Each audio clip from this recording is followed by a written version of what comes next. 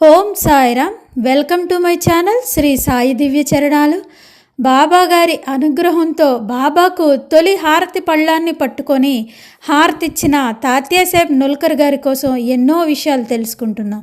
మరికొన్ని విషయాలు ఈ వీడియోలో తెలుసుకుందాం. ఆ విధంగా తాత్యాసాహెబ్ నుల్కర్ ఆరోగ్యం క్షీణించింది. ఎప్పుడు సాటేవాడాలో మంచం మీద పడుకునే ఉండేవారు. మరి బాబా గారి దర్శనం కోసం బాబా దర్శనం కావాలి అని వారి కుమారుడైన వామన్రావు చేత కబురు పెడితే బాబా ఏ విధంగా దర్శనాన్ని ప్రసాదించారో మనం లాస్ట్ వీడియోలో తెలుసుకుందాం. మరికొన్ని విషయాలు ఈ వీడియోలో తెలుసుకుందాం. మనందరికీ కూడా ఒక అనుమానం వస్తుంది. బాబా సాక్షాత్తు పరబ్రహ్మ భగవంతుడు అని నమ్మి షిరిడీలో ద్వారకామాయి మసీదు పక్కనే సాటేవాడలోని బాబా గారి దివ్య చరణాల దగ్గర ఉండిపోవాలని ఒక జడ్జి స్థాయిలో ఉన్న తాత్యాసాహెబ్ నుల్కర్ గారు బాబాకు అంత అంకిత భక్తుడు అయినా సరే అతను ఎందుకు ఆ విధంగా బాధపడవలసి వచ్చింది? ఆ విషయం మనం తెలుసుకుందాం. తాత్యాసాహెబ్ నుల్కర్ పరిస్థితి రోజు రోజుకు దిగజారుతూ ఉన్నప్పటికీ బాబా దయతో అతను దాని నుండి కోలుకుంటారు అని కుటుంబ సభ్యులు ఆశించారు. బాబూ సాహెబ్ అంటే నీలకంఠ శాస్త్రబుద్ధే అవసరమైన సేవకి అతను పక్కనే పడుకునేవారు. తాత్యాసాహెబ్ నుల్కర్ ఒకరోజు ఇలా అడుగుతారు, నీలకంఠరావు, నేను నీకు ఏమి చెప్పాలి? నేను మూత్ర విసర్జన చేయాలనుకుంటున్నాను.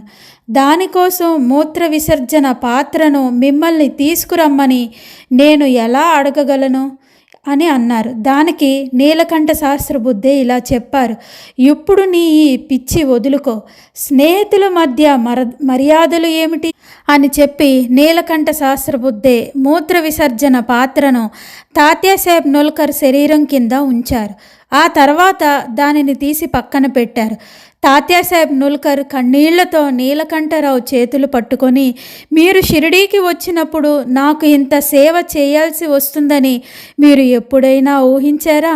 మీరు ఇక్కడ లేకపోతే నాకు నా కుటుంబ సభ్యుల దుస్థితి ఎలా ఉండేది? ఆ తర్వాత తెల్లవారుజామున 3 గంటలకు తాత్యాసాహెబ్ నుల్కర్ బాత్రూమ్కి వెళ్ళారు.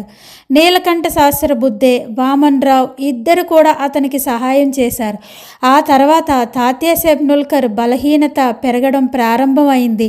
అతను మంచం మీద పడుకొని సాయి నామాన్ని నిరంతరం జపిస్తూనే ఉన్నాడు. కొంత సమయం తర్వాత అతని చిన్న కుమారుడైన విశ్వనాథునితో తన 2 కుమారులను భజన పాడమని చెప్పారు. ముగింపు సమీపిస్తుందని అందరికీ తెలుసు. చేతుల్లో చప్పట్లు కొట్టడానికి ఉపయోగించే చిన్న చెక్క ముక్కలను పట్టుకొని కుమారులు 2 బిగురుగా సాయి నామజపాన్ని పాడటం ప్రారంభించారు. భజన 1-2 గంటల పాటు కొనసాగింది. తాత్యాసాహెబ్ కొంత సమయం తర్వాత భజన ఆపమని చెప్పారు. తాత్యాసాహెబ్ నుల్కర్ భార్య శ్రీమతి జానకీబాయి, బావమర్ది కాకాసాహెబ్ దీక్షిత్, అనేక మంది ఇతరుల భక్తులు కూడా అక్కడే ఉన్నారు. ఈలోగా తాత్యాసాహెబ్ నుల్కర్ చిన్న కుమారుడు విశ్వనాథ్ పరుగెత్తుకుంటూ వెళ్ళి రాధాకృష్ణమాయి వద్దకు బాబాగారి పాదతీర్థం ఊది కావాలని అడిగారు. సమయానికి రాధాకృష్ణ ఆయి దగ్గర కూడా బాబాగారి పాదతీర్థం లేదు. అప్పుడు రాధాకృష్ణ ఆయి మాధవరావు దేశపాండే శ్యామ సహాయం కోరమని చెప్పింది. వెళ్ళి మాధవరావు దేశపాండే శ్యామను అడిగారు.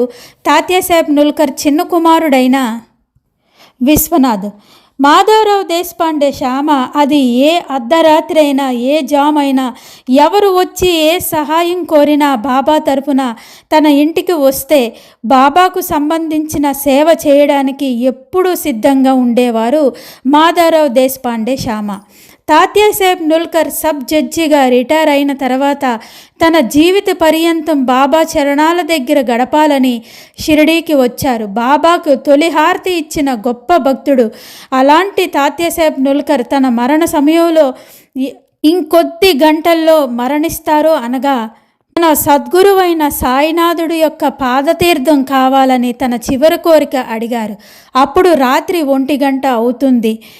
బాబా యొక్క పాదతీర్థం తాగి తన తుది శ్వాస వదలాలని కోరుకుంటారు తాత్యాసాహెబ్ నుల్కర్. తులసి తీర్థం కాదు, వారి సద్గురువైన బాబాగారి పాదతీర్థం తాగి నా శ్వాస వదలాలి అని అడుగుతారు తాత్యాసాహెబ్ నుల్కర్. ఎందుకంటే తాత్యాసాహెబ్ నుల్కర్ గారికి ఎప్పుడూ ఒక అలవాటు, బాబాను పూజించి బాబా పాదాలను కడిగి వారు స్వీకరించి అందరికీ ఆ పాద తీర్థాన్ని ఇచ్చేవారు. అది అలవాటు తాత్యాసాహెబ్ నుల్కర్. కానీ సమయం చూస్తే 1 గంట రాత్రి. నుల్కర్ చూస్తే ఇంకో 1-2 గంటల సమయం మరణం ఆశిస్తుందని అందరికీ తెలిసిపోయింది. మాధవరావు దేశపాండే శ్యామ ధైర్యం కూడదెచ్చుకొని మసీదుకు వెళ్ళారు బాబాగారి పాదతీర్థం అడగాలని. ఆ సమయంలో బాబాను అడిగే ధైర్యం ఒక్క మాధవరావు దేశపాండేకి తప్ప మరి ఏ భక్తులకి కూడా లేదు.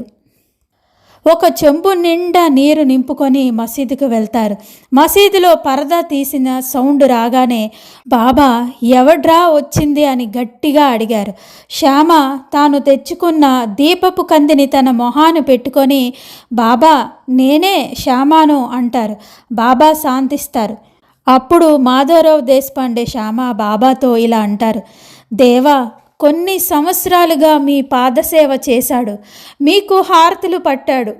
మీ పాదతీర్థమే సంజీవనిగా ప్రతిరోజు మీ పాదసేవ చేసి వారు మీ పాదతీర్థాన్ని స్వీకరించి అనేక భక్తులకు వారిలో ఉన్న రోగాలను తరిమేసే మీ పాదతీర్థాన్నే సేవింపచేశాడు.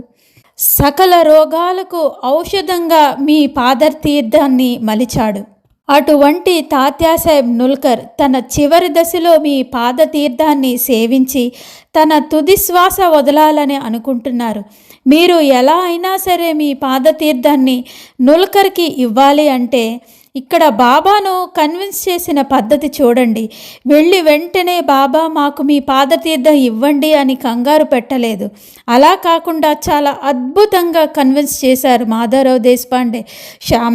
బాబా నాకు పాదతీర్థం ఇచ్చే ఓపిక లేదు అంటారు. ఇప్పుడు మళ్ళీ మాధవరావు దేశపాండే శ్యామ బాబాతో ఇలా అంటారు, దేవా నేను ఈ రాత్రిపూట మీ పాదాలనేమి కడగను, కానీ నాకు మీ పాదతీర్థం ఇచ్చి తీరాలి అంటారు. అప్పుడు బాబా చెప్తారు, నేను నా వేలుని మాత్రమే బయట పెడతాను, నువ్వు ఏమైనా చేసుకో అంటారు. అప్పుడు శ్యామ బాబా గారి బొటనవేలని తీసిన వెంటనే అరక్షణం కూడా ఆలస్యం చేయకుండా బాబా గారి బొటనవేలును చెంబులో ముంచి బాబా గారి పాదాలకి నమస్కరించి పరుగున సాటైవాడికి వెళ్ళి తాత్యాసాహెబ్ నుల్కర్ కుమారుడి చేతిలో పెడతారు. ఊదిని కూడా తీసుకొని వెళ్తారు. ఆ ఊదిని తాత్యాసాహెబ్ నుదుడిపై పెట్టి ఆ చెంబులో ఉన్న పాదతీర్థాన్ని తాత్యాసాహెబ్ నుల్కర్ నోట్లో పోస్తారు. 3 సార్లు పోస్తారు. 3వసారి పోసిన వెంటనే తాత్యాసాహెబ్ నుల్కర్ తుది శ్వాస విడుస్తారు. దీనికి కొన్ని నిమిషాల ముందు మసీదులో బాబా నా మసీదు వెనక ఒక పెద్ద నక్షత్రం కూలిపోయింది అని చెప్పి బయటకు అడుగుపెట్టి మాధవరావు దేశపాండే శ్యామ వెళ్ళిపోయిన తర్వాత బిగురుగా అరుస్తారు. చేతులతో నోటిని కొట్టుకుంటున్నారు. ప్రియమైన నా భక్తుడు వెళ్ళిపోయాడు అని బాబాగారు కూడా చాలా బాధపడ్డారట. బాబా కొన్నిసార్లు ఇలాగే చేసేవారు. తర్వాత అక్కడ వ్యక్తులందరూ కూడా సాటేవాడలో ఉన్న అందరు భక్తులు ఒక్కొక్కరుగా తాత్యాసాహెబ్ నుల్కర్ పాదాలను తాకి నివాళులు సమర్పించారు. ఆ తర్వాత ఆచారం ప్రకారం అన్నీ చేశారు. బాబా భక్తురాలైన రాధాకృష్ణ అయి బాబా లెండిబాగ్కు వెళ్ళే మార్గాన్ని ఊడుస్తూ తన చేతిలో చీపురు పట్టుకొని వేగంగా పరిగెత్తి చితికి చుట్టూ తిరిగి నా తల్లి ముద్దు బిడ్డ పోయింది అని పాదాలకు నమస్కరించి వెళ్ళిపోయిందట రాధాకృష్ణ అయి. ఆ రోజు బాబా దినచర్య అయిన స్నానం, అల్పాహారం తీసుకోవడం, భిక్షాటనకు వెళ్ళడం అన్నీ కూడా ఆలస్యం అయ్యాయి. బాబా స్వయంగా ఎంతో విచారంగా నా తాత్యాబా వెళ్ళిపోయాడు, ఇప్పుడు నేను ఏం చేయాలి, నేను కూడా వెళ్ళిపోతాను, ఈ మసీదు ఏమిటి, షిరిడి ఏమిటి, తాత్యాబా చాలా మంచివాడు, అతను ఇంక మళ్ళీ పుట్టడు అని ఆ రోజు బాబా అక్కడ ఉన్న భక్తులతో అన్నారట. ఆహా, నిజంగా ఎంత అదృష్టవంతులు తాత్యాసాహెబ్ నుల్కర్.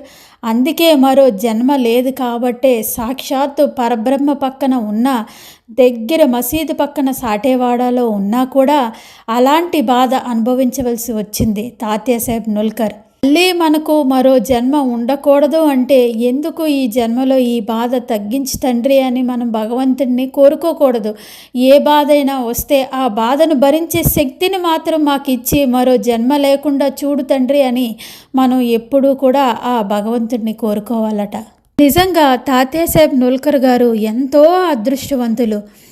ఒక జడ్జిగా ఉండి బాబా గారి దివ్య చరణాల చెంతకు చేరి షిరిడీలోనే తన నివాసం ఏర్పాటు చేసుకొని తన చివరి శ్వాస విడిచే వరకు షిరిడీలో ఉండిపోయే అవకాశం దక్కించుకొని తులసి తీర్థానికి బదులు బాబా గారి పాదతీర్థాన్ని స్వీకరించి సాయి చరణాల్లో అంకితమైపోయారు కదా. నిజంగా తాత్యాసాహెబ్ నుల్కర్ గారు ధన్యజీవి. ఎంత పుణ్యం చేసుకుంటే ఇలాంటి మరణం వస్తుంది ఏ భక్తుడికైనా. తర్వాత కార్యక్రమాలన్నీ జరిగిన తర్వాత నీలకంఠ శాస్త్రి బుద్ధే మసీదుకు వెళ్ళి బాబా గారి చరణాలకు నమస్కరిస్తారు. అప్పుడు బాబా అంటారు, నువ్వు తిరిగి మీ ఇంటికి వెళ్ళవచ్చు, నువ్వు వచ్చిన పని అయిపోయింది అంటారు. అంతే, ఇంకా నీలకంఠ శాస్త్రి బుద్ధే కన్నీళ్లతో బాబాగారి పాదాలను కడుగుతారు. ఎందుకు తనను షిరిడీలో ఇన్ని రోజులు ఉంచారు అన్న విషయం అప్పుడు నీలకంఠ శాస్త్రి బుద్ధేకు అర్థమవుతుంది. బాబాగారు ఊది బాబాగారి ఆశీస్సులు తీసుకొని నీలకంఠ శాస్త్రి బుద్ధే తిరిగి ప్రయాణం అవుతారు. మళ్ళీ మరొక విషయం జరుగుతుంది. అది ఏంటంటే లాకెట్ యొక్క అద్భుతమైన కథ. తాత్యాసాహెబ్ మనవడైన శ్రీ రఘునాథ్ విశ్వనాథ్ నుల్కర్ వారు చెప్పిన విషయం ఇది. మా తాతగారు 1911లో షిరిడీలో 45 సంవత్సరాల వయసులో మరణించారు. ఆ తర్వాత మా నాన్నగారు తాత్యాసాహెబ్ నుల్కర్ చిన్న కుమారుడైన విశ్వనాథ్ మా అమ్మమ్మ శ్రీమతి జానకీబాయి కోరిక తీర్చడానికి ఒక లాకెట్టు తయారు చేయించారు. దానిలో ఒకవైపు బాబాగారి ఫోటో, మరోవైపు మా తాతగారైన తాత్యాసాహెబ్ నుల్కర్ ఫోటో ఉన్నాయి. ఆ లాకెట్టు రిజిస్టర్ పోస్ట్ ద్వారా షిరిడీకి పంపించారు. బాబా దానిని తాకి ఆశీర్వదించి ఇచ్చిన తర్వాత దానిని తిరిగి పొందాలనే ఆలోచన మా అమ్మమ్మగారైన జానకీబాయిది. ఆమె కోరిక ప్రకారం అది షిరిడీకి చేరుకుంది. మసీదులో నిజంగా ఏమి జరిగిందో శ్రీ మాధవరావు దేశపాండే షామా ఒక లేఖ ద్వారా మా తండ్రి అయిన విశ్వనాథన్కు తెలియజేశారు. అంటే తాత్యాసాహెబ్ నుల్కర్ రెండో కుమారుడు. ఆ లేఖలో ఈ విధంగా ఉంది. షిరిడి తేదీ 20/12/1912 వినయపూర్వకమైన నమస్కారాలు. నిన్న గురువారం 19వ తేదీన హారతి సమయంలో పోస్ట్ మ్యాన్ మీరు పంపించిన లాకెట్ పార్సిల్ను సాయి మహారాజుకు అందజేశాడు.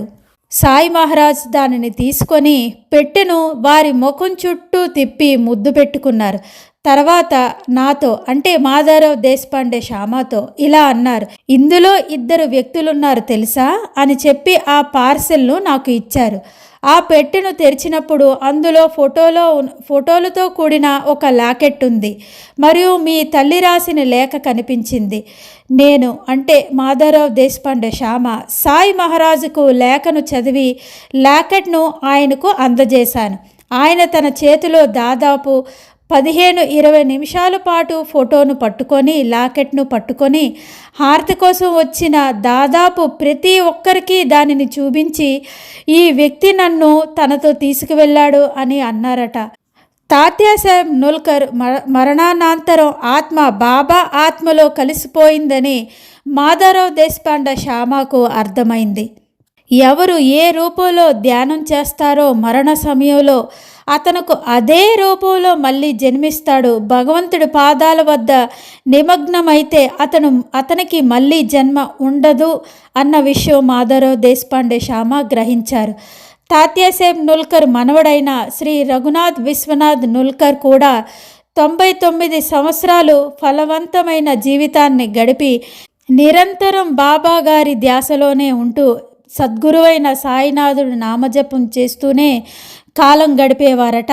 తాత్యాసాహెబ్ నుల్కర్ గారి మనవడైన రఘునాథ్ విశ్వనాథ్ నుల్కర్ వారు కూడా 2016 నవంబర్ 15వ తారీఖున సాయిలో ఐక్యమయ్యారు. రఘునాథ్ విశ్వనాథ్ నుల్కర్ తన కుమారుడైన కెప్టెన్ వివేకానంద్ నుల్కర్తో కలిసి ఉన్న ఫోటోను కూడా మీకు పెడుతున్నాను చూడండి. ఈ ఫోటోలో ఉన్నవారు తాత్యాసాహెబ్ నుల్కర్ మనవడైన రఘునాథ్ విశ్వనాథ్, వారి కుమారుడైన వివేకానంద్. బాబా ఆ రోజు తాకి ఇచ్చిన ఫోటో లాకెట్టు ఇప్పుడు ప్రస్తుతం రఘునాథ్ విశ్వనాథ్ కుమారుడైన కెప్టెన్ వివేకానంద్ రఘునాథ్ నుల్కర్ సతారాలోని ఉంటున్నారు, వారి దగ్గర ఉంది. వీరు ఇప్పుడు తాత్యాసాహెబ్ నుల్కర్ పూర్వీకుల ఇంట్లో నివసిస్తున్నారు సతారాలోని. తాత్యాసాహెబ్ నుల్కర్ ముని మనవడైన వివేకానంద్ రఘునాథ్ నుల్కర్ సతారాలోని నివసిస్తూ ఉన్నారు. వారు కూడా బాబాకు అంకిత భక్తుడుగా ఉన్నారు. ఇది తాత్యాసాహెబ్ నుల్కర్ గారి కోసం బాబా గారి అనుగ్రహంతో మరొక వీడియోలో మరొక భక్తుడి కోసం తెలుసుకునే ప్రయత్నం చేద్దాం. సమర్థ సద్గురు శ్రీ సాయినాథ్ మహారాజ్ కీ జై. ఓం సాయిరామ్.